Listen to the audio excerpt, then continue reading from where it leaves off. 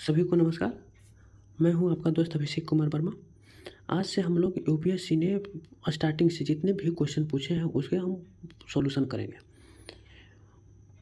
सबसे पहले हम लोग हिस्ट्री को उठाए हैं क्योंकि हिस्ट्री जो है वो क्या है, सबसे जटिल चैप्टर है, सबसे जटिल टॉपिक है। तो हिस्ट्री में प्राचीन भारत से स्टार्टिंग करेंगे, उसके बाद फिर मध्यकालीन चलेगा, उसके बाद फिर आधुनिक चलेगा। इससे आपको बहुत सारे फ़ायदा होगा। पहला फ़ायदा उन लोग को होगा जो स्टार्टिंग, जो अभी न्यू कमर है, जो अभी नए स्टूडेंट हैं, जो सोच रहे हैं यूपीएससी करने के लिए, तो उनको ये फ़ायदा होगा कि उनको पता चलेगा कि किस टॉपिक से कितने क्वेश्चन पूछे जा रहे हैं और कैसा क्वेश्चन पूछे जाते हैं। ये फ़ायदा ये होगा। दूसरी फ़ायदा उनको होगा जो 2023 में अपेयर होने वाले हैं। मैंने आपको पहले भी बताया था कि क्या 25 साल की, यानी कि स्टार्टिंग 1995 के बाद से उन सारा क्वेश्चन आप एक बार देख लो। उसमें से 8 से 10 क्वेश्चंस हर एक साल क्या हो रहे हैं, रिपीट हो रहे हैं। तो आपका 25 दिन में 8 क्वेश्चंस क्या हो रहा है, कवर हो रहा है। तो इससे बड़ी बात और कोई हो नहीं सकती। तो इसे आपको अच्छे से करना। वीडियो अच्छा लगे तो लाइक करना, और आप नए हो तो चैनल को सब्सक्राइब जरूर करना। और हिंदी माध्यम के जितने भी बच्चे हैं उनको शेयर जरूर करना, क्योंकि हिंदी माध्यम में ये सब करवाने वाला कोई नहीं होता। तो वीडियो स्टार्ट करते हैं। सबसे पहला क्वेश्चन है, हिंद की जनता के संदर्भ में हिंदू शब्द का प्रथम प्रयोग किसने किया था? तो किसने किया था? अरबों ने किया था। ये कब किया था और क्यों किया था, कैसे किया था, इसके बारे में थोड़ा सा जान लेते हैं। ये सिंधु घाटी सभ्यता के समय में सिंधु की जगह पे क्या करते थे? सिंधु की जगह पे हिंदू का प्रयोग करते थे। सी की जगह पे ही का प्रयोग करते, उच्चारण करते थे। इसलिए क्या, सिंधु की जगह पे हिंदू, उसी समय से हिंदू पढ़ते चल गया, उसी समय हिंद का नाम पड़ा। क्वेश्चन नंबर फर्स्ट हो गया। क्वेश्चन नंबर सेकेंड, निम्नलिखित में से कौन सी ब्रह्मवादिनी थी जिन्हें वेद मंत्रों की रचना की थी? तो इसमें से लोपामुद्रा, गार्गी, लीलावती, सावित्री। Lopamudra right answer. कौन सा हो जाएगा? लोपामुद्रा हो जाएगा। क्वेश्चन नंबर थर्ड, सूची फर्स्ट और सूची सेकंड से सुमेलित कीजिए और सूचियों के नीचे दिए गए कोड का प्रयोग करते हुए सही उत्तर का चयन कीजिए। विक्रम संवत चला था 58 ईसा पूर्व में, शक संवत 78 ईस्वी, गुप्त संवत 319 बीस में, और कली संवत 310 3102 ईसा पूर्व में। तो एक का 4, 2 का 3, 1 का 4, 2 का 3, सी का 2। तो हमारा जो आंसर हो जाएगा D is right answer. Question number 4, गुप्त काल में लिखित संस्कृति नाटकों में स्त्री और शूद्र बोलते थे, कौन सा भाषा बोलते थे? तो प्राकृत भाषा बोलते थे, प्राकृत भाषा का उपयोग करते थे। तो ऑप्शन नंबर बी इज सही, right answer. Question number 5, Ashok का अपने शिलालेखों में समानता जिस नाम से उल्लेख किया गया है वो कौन सा है? प्रियदर्शी नाम से। देवों का नाम प्रियदर्शी के नाम से उनको पुकारा जाता था, या फिर अपने को क्या करते थे, शिलालेख में लिखवाते थे। प्राचीन संस्कृति ग्रंथों में प्राप्त यवन प्रिय शब्द धोतक है। किस चीज़ का धोतक है? तो काली मिर्च का धोतक है। काली मिर्च का यवन प्रिय शब्द का प्रयोग काली मिर्च के लिए किया गया था। अनुव्रत सिद्धांत का प्रतिपादन क्या था? कौन किया था? अनुव्रत का सिद्धांत का प्रतिपादन जैन धर्म ने किया था। जैन धर्म दर्शन की मीमांसा प्रणाली के अनुसार मुक्ति निम्नलिखित में से किन साधनों के संभव है? तो टी कर्म का। मीमांसा के कितने प्रकार? मीमांसा दो भाग थे, पूर्व मीमांसा और उत्तर मीमांसा। क्वेश्चन नंबर 9, चोल काल के दौरान नटराज की कांस्य प्रतिमा देवता के निष्पादक रूप से निम्नलिखित में से दिखाती है कि 4 हाथ दिखाती है। ठीक। प्राचीन भारत की विश्वोत्पत्ति विषयक धारणों के अनुसार 4 युगों के चक्र का क्रम इस प्रकार है। किस प्रकार का है? कृत, त्रेता, द्वापर और कली। तो ऑप्शन नंबर सी, कृत, त्रेता, द्वापर और कली। देवदासी संस्था के प्रसंग में निम्नलिखित में से कौन सा मंदिर समाचारों में चर्चित रहा था? उस समय समाचार में चर्चित कौन रहा था? तो उस समय जगन्नाथ का पुरी मंदिर। ऑप्शन नंबर ए सही हो जाएगा। क्वेश्चन नंबर 12 देखते हैं।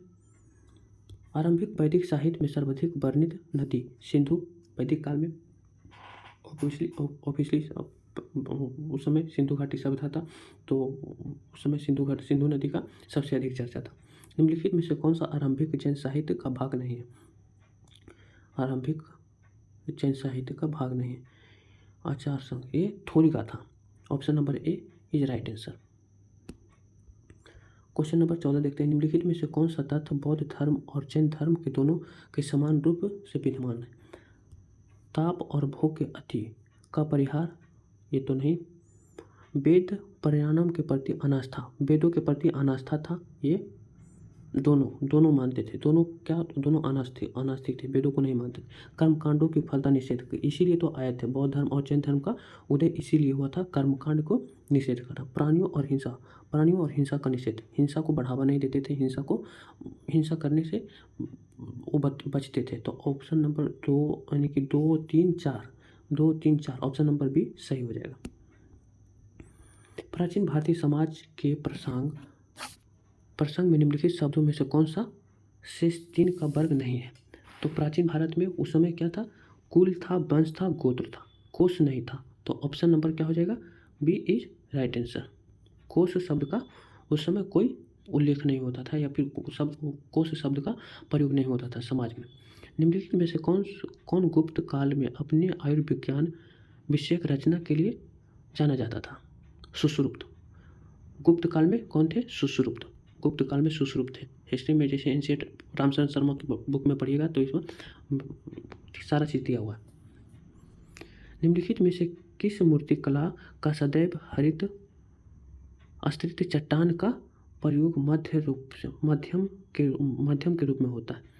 तो मौर्य मूर्तिकला में नहीं, मथुरा मूर्तिकला में नहीं, भरहुत मूर्तिकला में।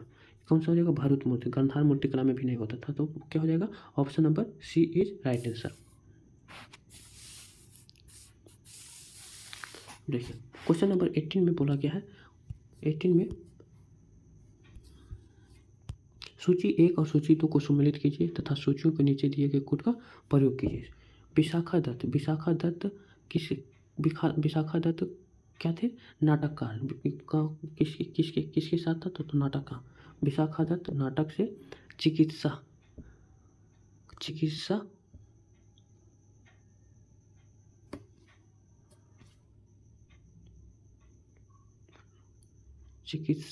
का हो जाएगा, चिकित्सा का चरक हो जाएगा। चरक थे एक चिकित्सक विज्ञान। और ब्रह्ममिहिर क्या थे? ब्रह्ममिहिर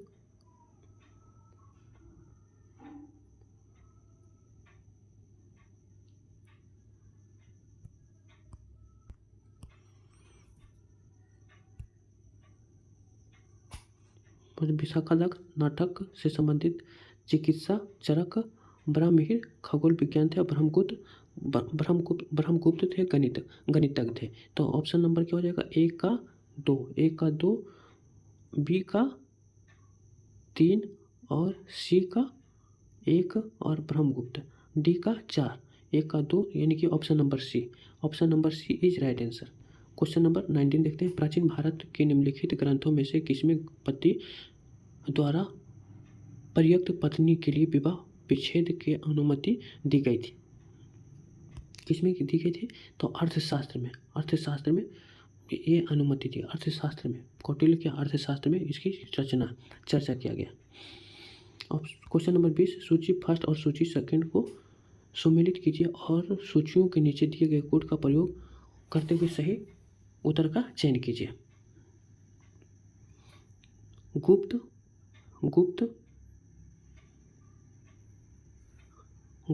किसके था? गुप्त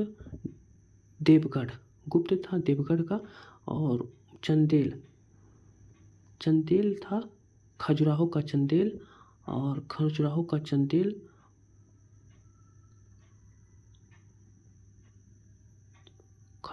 चंदेल चालुक्य का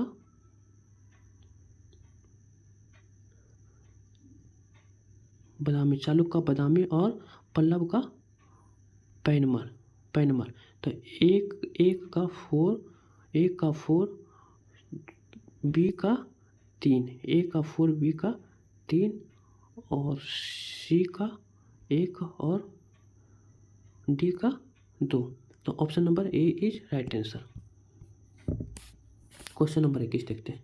निम्नलिखित वाक्यों में से कौन सा एक वक्त अशोक के प्रस्तर स्तंभों के बारे में गलत है? स्तंभों के बारे में गलत है किसमें? ऑप्शन है इन पर बढ़िया पॉलिश है, ये ठीक है, ये बढ़िया पॉलिश भी था। और ये अखंड है, ये भी सही है। और स्तंभों पर शॉर्ट शुंडकार है, ये भी ठीक है। ये शतापथ संरचना का भाग है, ये शतापथ संरचना का भाग नहीं है। तो गलत कौन सा है? ऑप्शन नंबर डी, यानी कि option number D is right answer. तो 21 नंबर हो गया। अब क्वेश्चन नंबर 22 देखते हैं। प्राचीन भारत में निम्नलिखित में से कौन सा एक लिपि दाईं ओर से बाईं ओर लिखी जाती थी? तो कौन से? ये तो सबको पता है, खरोष्ठी लिपि दाईं से बाईं ओर लिखी जाती थी, उल्टा इस तरह से लिखी जाती, जिसे उर्दू लिखा जाता। फिर क्वेश्चन नंबर 23, नचिकेता और यम के बीच सुप्रसिद्ध संवाद उल्लिखित है। नचिकेता और यम के बीच कौन सा बात है? तो कठोपनिषद, ये हिस्ट्री में पढ़िएगा तो इसमें दिया गया। कठोपनिषद नचिकेता और यम के बीच ये सुप्रसिद्ध संवाद दोनों। मिलिंद पन्हो राजा मिलिंद और किस बौद्ध भिक्षु के मध्य संवाद के रूप में है? मिलिंद पन्हो और किसके बीच में? राजा किस बौद्ध भिक्षु के बीच में? तो नागसेन। किसके? नागसेन के बीच। नागसेन जो थे बौद्ध भिक्षु थे, वो मिलिंद पन्हो और नागसेन के बीच में एक संवाद हुआ था। क्वेश्चन नंबर 25, निम्नलिखित में से किस एक राजा देश में अशोक के व्यक्तिगत नाम का उल्लेख मिलता है? किस में मिलता है?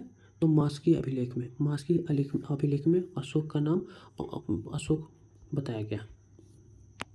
क्वेश्चन नंबर 26 में ये मैप दिया गया है मानचित्र में, और इसमें पूछा गया क्या निम्नलिखित मानचित्र का में प्राचीन भारत में पाए जाने वाले 16 जनपदों में से चार दशाएं का क्रमशः ए बी सी डी को अंकित स्थल को कौन से हैं?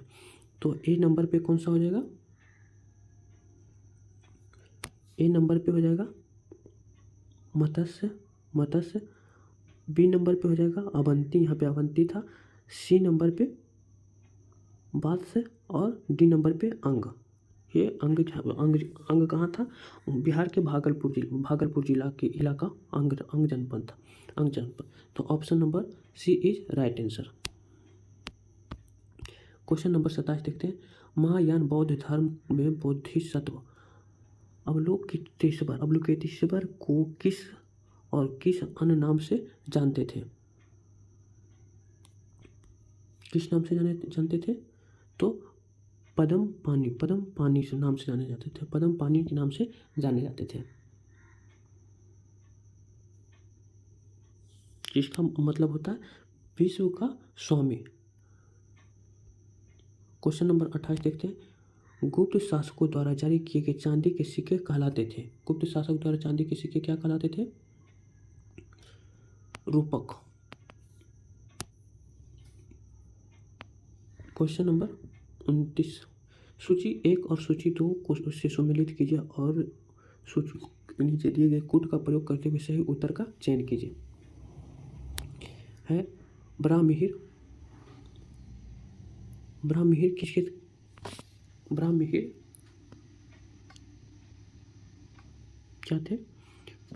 क्या थे? ब्राह्महिर एक बृहद संहिता विक्रम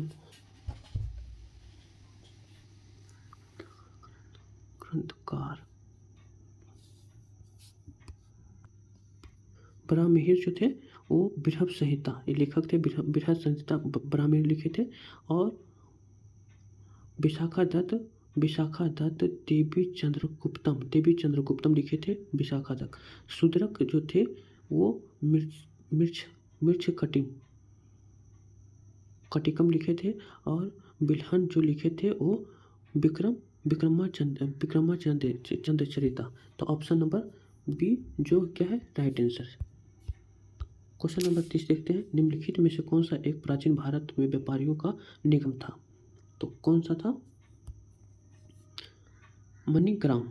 मणिग्राम मणिग्राम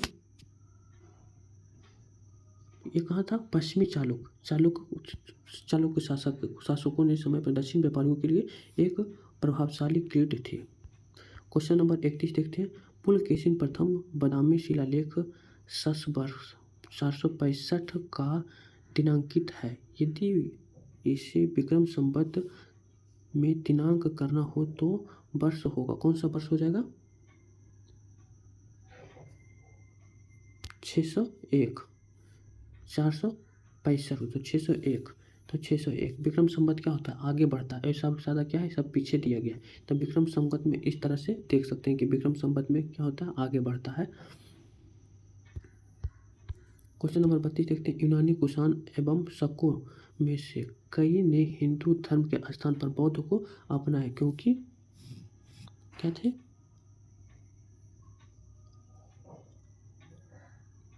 कि जाति प्रथा के अभिभूत हिंदू धर्म की ओर को आकर्षित नहीं हुए। ये जाति प्रथा की ओर आकर्षित नहीं हुए, इसीलिए क्या हुए? हिंदू बौद्ध धर्म को अपनाए। क्वेश्चन नंबर 33, अशोक के जो प्रमुख शिलालेख संगम राज के विषय में हम बताते हैं उनमें सम्मिलित है, क्या सम्मिलित है उसमें? दूसरा और 13वां शिलालेख में संगम राज के विषय में, दूसरा और 13वां शिलालेख में संगम राज के विषय में बताते हैं, दूसरा और 13वां शिलालेख में। क्वेश्चन नंबर 34 देखते हैं, निम्नलिखित युग्मों में से सही सुमेलित है? मृक्ष कटिकम शूद्रक बुद्ध चरित्र पशु बंधु मुद्रा रक्षक विशाखा दत्त और हर्ष चरित्र बाणभट्ट।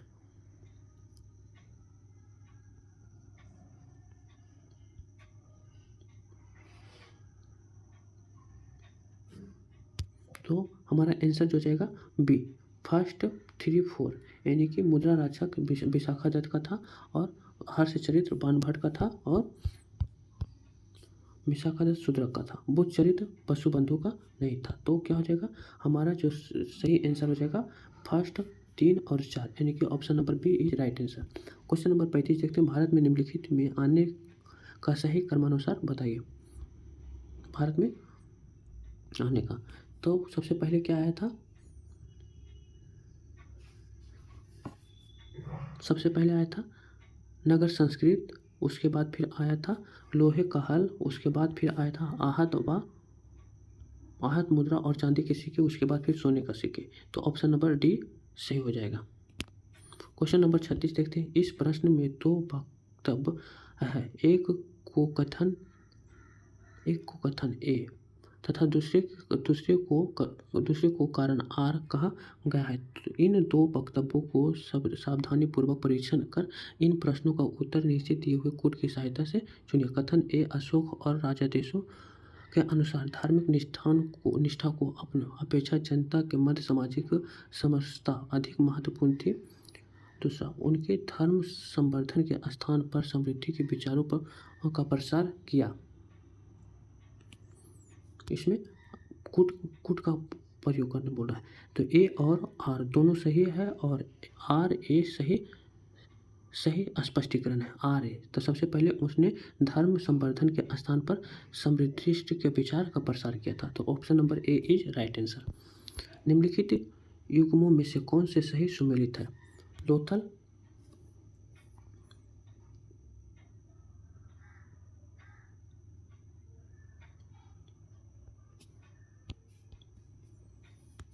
लोथल,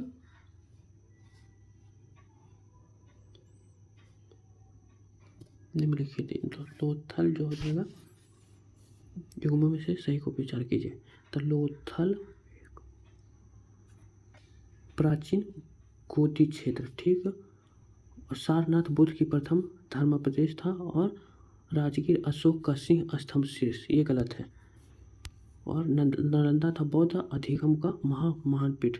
तो हमारा 4 2 और 1 सही है। तो option number C is right answer. Question number 38 देखते हैं। निम्नलिखित प्राचीन भारतीय अभिलेखों में से कौन से एक में खाद्यान्न को देश के संकट काल का उपयोग हेतु सुरक्षित रखने के बारे में प्राचीन सही आदेश है? अशोक का रुमिथम स्तंभ लेख, अशोक का रुमिथम स्तंभ लेख। जब देखो इसके बारे में थोड़ा सा जानकारी, जब मौर्य साम्राज्य शासन कर रहा था चंद्रगुप्त मौर्य, तो उस समय अकाल पड़ा था, बहुत बड़ा भयंकर अकाल पड़ा था, जिसमें हजारों लाखों लोगों की मृत्यु, हजारों हजार की संख्या में लोगों की मृत्यु हो गया था। उसके बाद ही अशोक ने क्या किया था, ये खाद्यान्न को संकट काल के लिए सुरक्षित रखने की बात कही थी। तो कौन सा अभिलेख में? रुमिनदेई स्तंभ लेख में खाद्यान्न के आपूर्ति, खाद्यान्न का भंडारण के लिए बात कही थी। क्वेश्चन नंबर 39, अष्टांग मार्ग की संकल्पना का अंग है। अष्टांग मार्ग की संकल्पना का क्या अंग है? तो धर्म चक्र परिवर्तन सूत्र की विषय वस्तु, क्या हो जाएगा? डी, धर्म चक्र परिवर्तन, ऑप्शन नंबर डी, धर्म चक्र परिवर्तन सूत्र की विषय वस्तु का। क्वेश्चन नंबर 40 देखते हैं। दिया गया मानचित्र संबंधित है, किससे संबंधित है? तो ये था बंगाल की खाड़ी। यहाँ पे कनिष्क की उसकी मृत्यु के समय, समुद्रगुप्त से उसके दक्षिण भारत का अभियान, अशोक और उसके शासनकाल का अंतिम समय। हाँ, अशोक का शासनकाल का। तो option number C is right answer. ईसा का 3रा शताब्दी में जबकि हुन आक्रमण से रोमन साम्राज्य समाप्त हो गया, भारतीय व्यापारी अधिकाधिक निर्भर हो गए। किस पे निर्भर हो गए? दक्षिण पूर्वी एशिया व्यापार पर, दक्षिण पूर्वी एशिया व्यापार पे निर्भर हो गए। क्वेश्चन नंबर 42 देखते हैं। निम्नलिखित व्यक्ति भारत में किसी न किसी समय आए। कौन किसी न किसी समय आए? तो कौन कौन आए थे? फाहियान आए थे, मेगास्थनीज, भीमसेन आए थे। तो फाहियान, मेगास्थनीज, भीमसेन। अच्छा, इसको क्या करना है? एक सही क्रम में इसको सजाना है, क्रमबद्ध करना है। तो सबसे पहले कौन आए थे? मेगास्थनीज, जो मौर्य साम्राज्य के शासनकाल में आए थे और उसी ने मौर्य साम्राज्य के बारे में विस्तारित किया था। तो मेगास्थनीज सबसे पहले, मेगास्थनीज, उसके बाद फिर फाहियान आया था, फाहियान जो चंद्रगुप्त विक्रमादित्य के शासनकाल में आया था, और उसके बाद फिर वेनसांग आया था। वेनसांग हर्षवर्धन के काल में आया था। एतसिंग जो 7वीं शताब्दी में आया था, एतसिंग 7वीं शताब्दी में। तो ऑप्शन नंबर बी सही हो जाएगा। 3, सबसे पहले 3, उसके बाद फिर 1, उसके बाद 4, 2। तो option number B is right answer. Megasthenes Maurya साम्राज्य के शासनकाल में आया था। फाहियान चंद्रगुप्त विक्रमादित्य के शासनकाल में आया था। वेनसांग हर्षवर्धन के शासनकाल में। एतसिंग 7वीं शताब्दी में आया था। Option number B is right है। तो आज का 42 क्वेश्चन था, वो हम लोग कंप्लीट कर चुके। आपको अगर सही लगा हो तो वीडियो को लाइक शेयर जरूर करना, और कोई भी क्वेरी हो या सुझाव देना हो तो कमेंट में ज़रूर बताना। Thank you very much.